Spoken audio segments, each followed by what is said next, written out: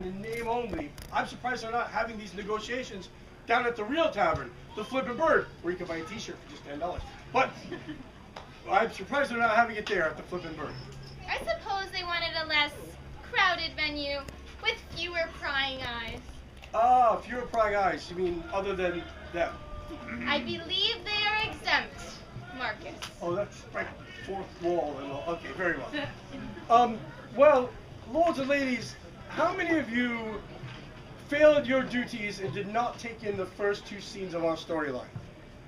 Shame, shame, shame, shame on all of you, because now you're going to make me have to recite the same bloody thing I've had to do for the last 3 weekends.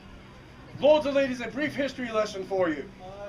Yes, you're in the town of Onsal, in the kingdom of Culane.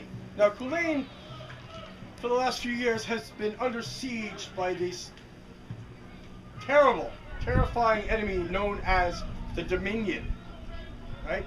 We've been engaged in this war, and our soldiers have been dropping like flies. Because apparently their soldiers are better dressers, and they fight a lot better than ours do. For example, tag and bink. Enough said. Now, some of our officers have decided that the only way for Culane to survive is if we set up an alliance with those ghastly, disgusting, stinking Northland barbarian hordes. I'm sorry, those misunderstood, misjudged, prejudiced against Northland tribesmen. It seems that by bringing them in the alliance, their numbers can swell our battle-depleted ranks. Which is why we are here now, at this tavern. A relatively quiet place where Culane's case can be presented in a more relaxed, Ale infused. less tense setting. Here's hoping all goes well. Culane's future depends on it. Shh! I hear belching and animal noises. The Northlanders are close by. Marcus, you think you are funny, but you are not. Well, enjoy the discussion and pray for the best. That was funny. Marcus, I you're do not laugh. funny. They don't think you're funny. Let's go. Somebody chuckled. Somebody chuckled.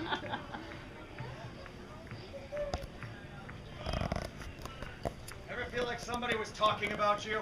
Yes, my ears are burning as we speak. That must be your wife. Don't even get me started on that one. Oh, here, let me give you a sheep a little bit of a rendition of what usually goes on. Bah, bah. That was really bad. Well, none of those Southerners are here yet, and since it would appear that we have people, what should we talk about? I think it is time for Oliver to finally tell one of his most fabulous stories. A most wonderful idea, Skell. Lords and ladies, you are in for a true treat of the Northlands. The man to my right is one of the greatest storytellers in all of the Northlands themselves. He has the ability to melt your mind and explode your heart. Or explode your mind and melt your heart. Either way it works. He makes women weep. He makes men run in fear. Sheep too, surprisingly. But now, without further ado or gilding of the lily, I present to you the greatest, most epic storyteller in all the Northlands, Olva! What story do you want to hear today? Tell us the story of the Dark Midget. Dark midgets. Yes! Oliver! No one wants to hear your drunken erotic tales. You know nothing! Oh, good.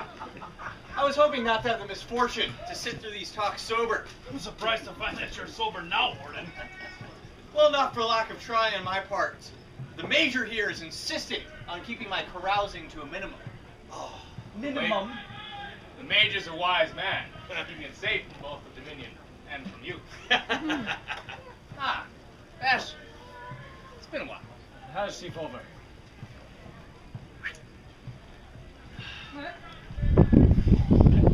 is that a Scooby snack? Glad you were amongst the ones that decided to come. No. Don't think your friendship with Shaggy over here will easily lead to influence with the rest of us now. I would never presume such a thing, Chief Scout. It's just Ulver's an old friend, and he can confirm much of what my people have to say. Old friends, I knew you had dealings with some of the North tribes. I had no idea those dealings went that close. Raiders pay no heed to boundaries.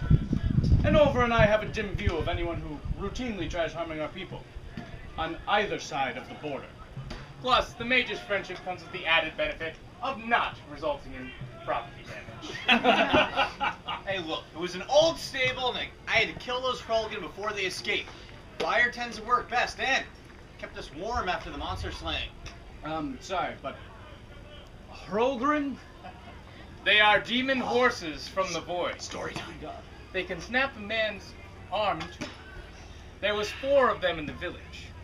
But the important thing that you need to know is that they are bad. They were delicious. And Auric burned down the stable while he was grilling them. It was the table's fault. The grill fell over.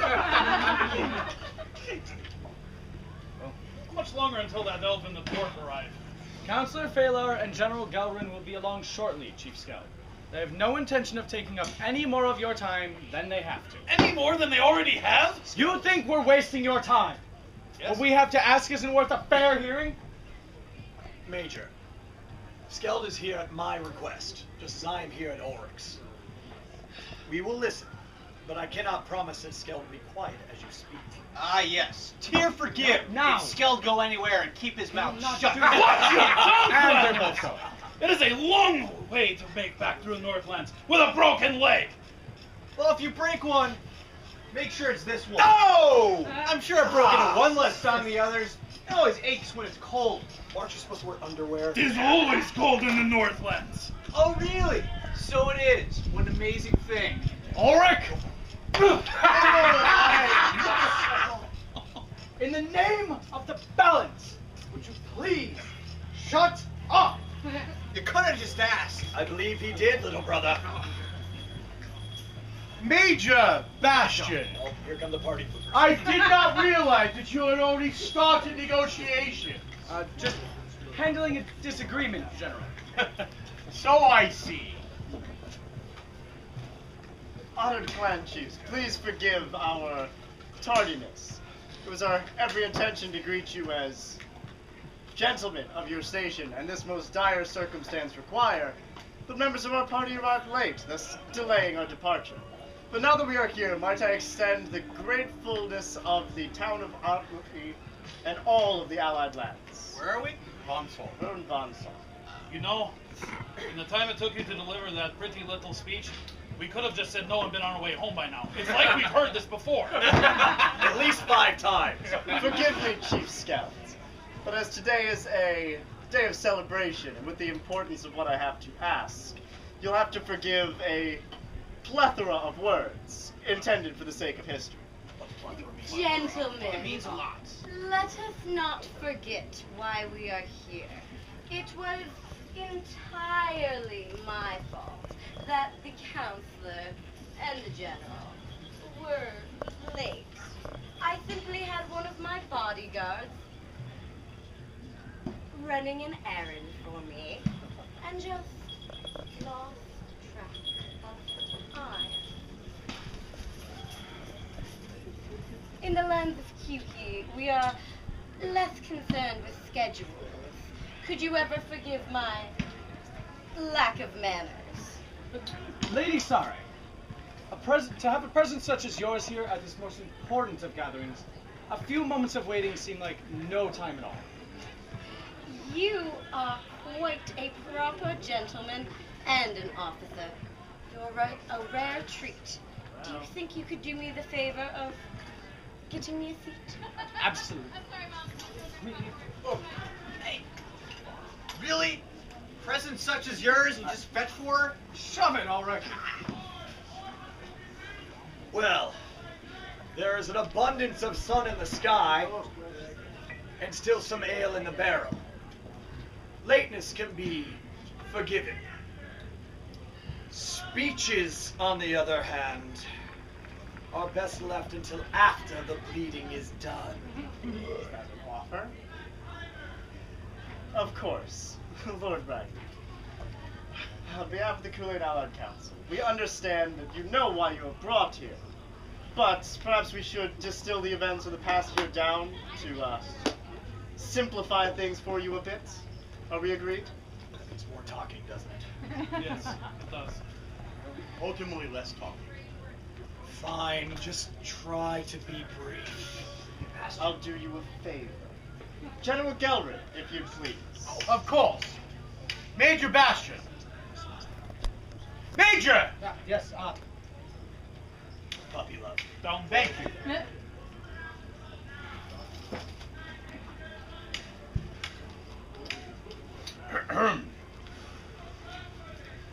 Didn't even prepare my report properly. Last year, shortly before the start of the Midsummer festivals that take place throughout Kool-Aid, several Kool-Aid Allied Legionnaire outposts were struck by unknown attackers. The outposts were destroyed entirely, and what Legionnaires remained were driven out into the countryside and slaughtered. Then, on the first day of the festival, with the attacks on the Legion unknown at that time, two men identifying themselves as the Primarch and General Charaxus arrived with a contingent of soldiers at the gates of Mirefall.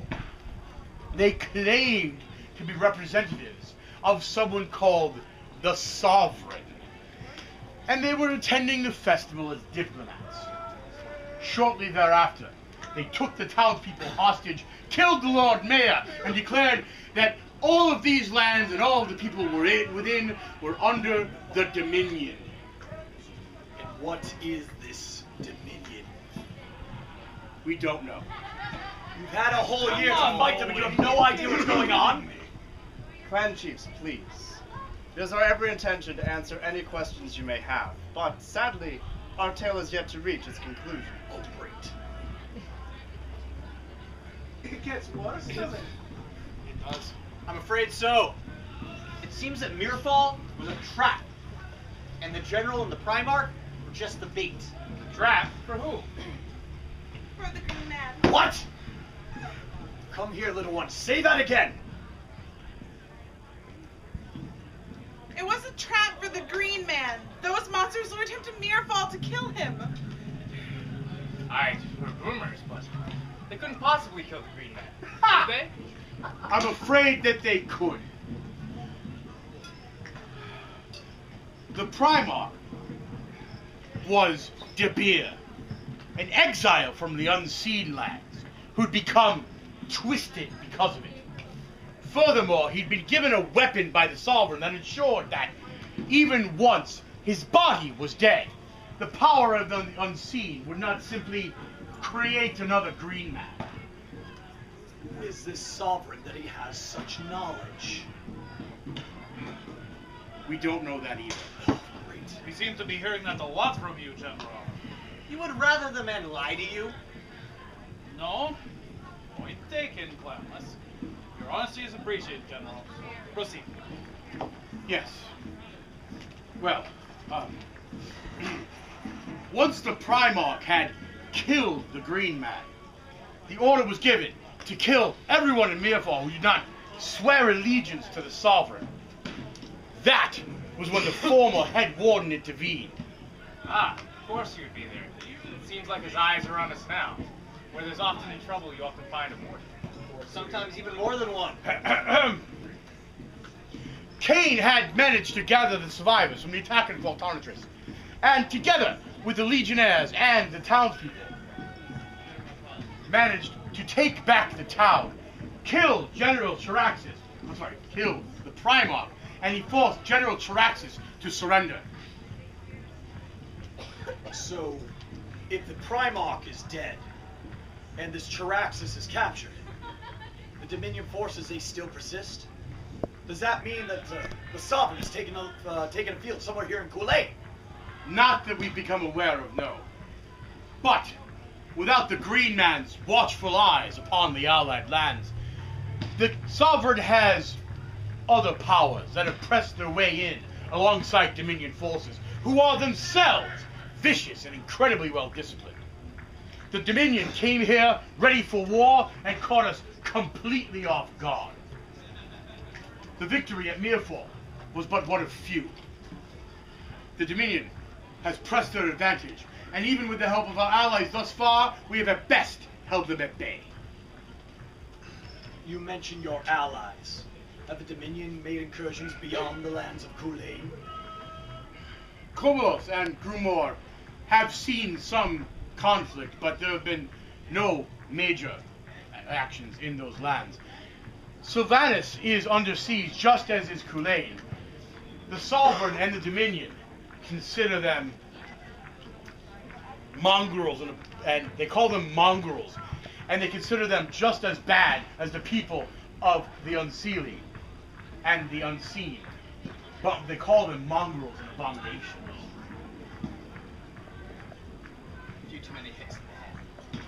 Yes. The Elflands to the east have yet to feel the march of the Dominion. But should Kulain fall, so too shall I argue.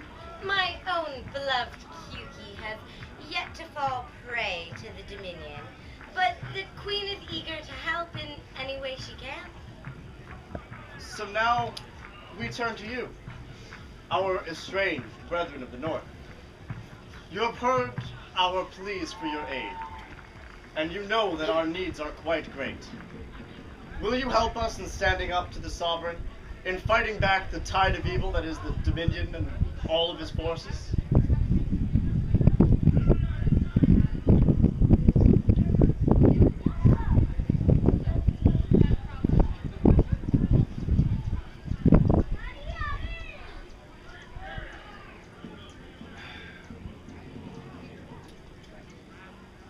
Estranged brethren to the north, your need for aid is quite great. What about the needs of my people after the Great War? Not entirely certain I know what you're talking about. Oh, you're not certain. Please, let me remind your long memory. 200 years ago, our leader was killed. His murder orchestrated by Mendax the usurper. The same usurper that you had dragged off to the unseen lands to face your justice, and not the justice of the people he led to their deaths. The same man who seems to have a doppelganger sitting in the front row. Marriage is a legitimate strategy. And now you come before us, begging for our aid. The hypocrisy is astounding. And what of our allies during that war? Your animal kin and dwarves. Why, they were given seats right back at the table. But there was no seat for the men of the North.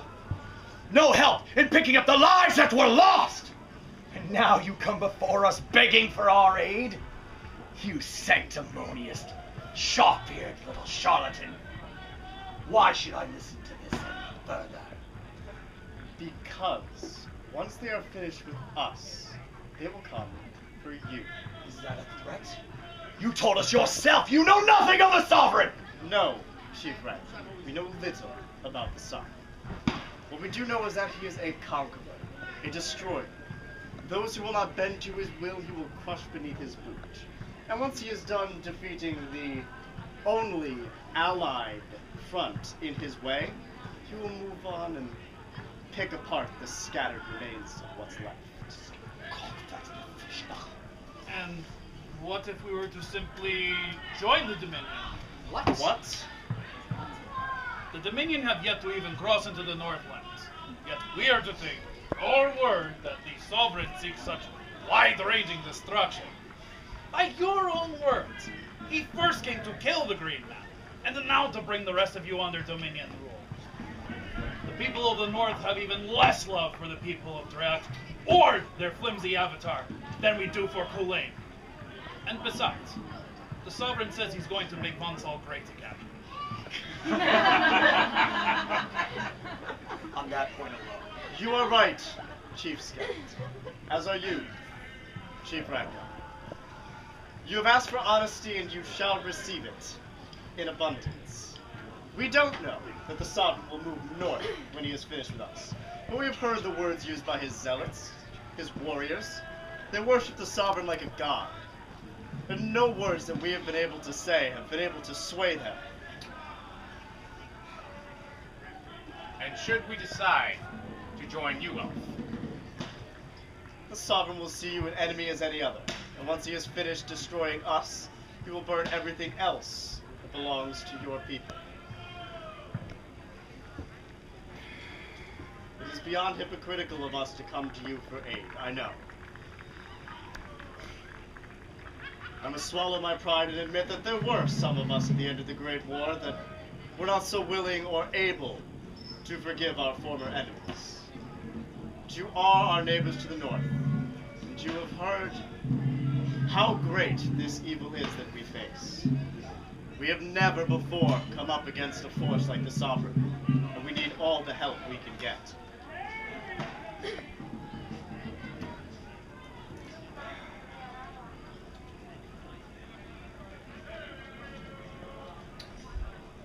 We will need time to discuss what we've gone over today and weigh your words. Of course, Seela will see to anything you require. Excellent. You will be attending the festivities later? Yes, there will be a special tournament of champions on the field of honor. Very well then. We will meet you there. Until then, this place suits us. You may leave. Of course. Do try not to burn it down. Not you, Auric. You're as much a Northlander as you are a warden, clamorous or not. Get over there and take a seat. as you wish. Major Bastion! Not the booze. Legionnaire, my mistress would have words with you. Now. Of course. As soon as I'm done with my duties with the general, I will come to your lady immediately. I would hate to disappoint her. See that you do not, Legionnaire.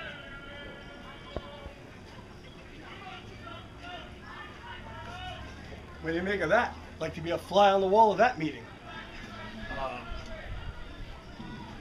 Hey, Skell brought the flies in with him. Was this like a drive-by cameo? Well, in that case, ladies and gentlemen, thank you, and we'll see you at the next scene.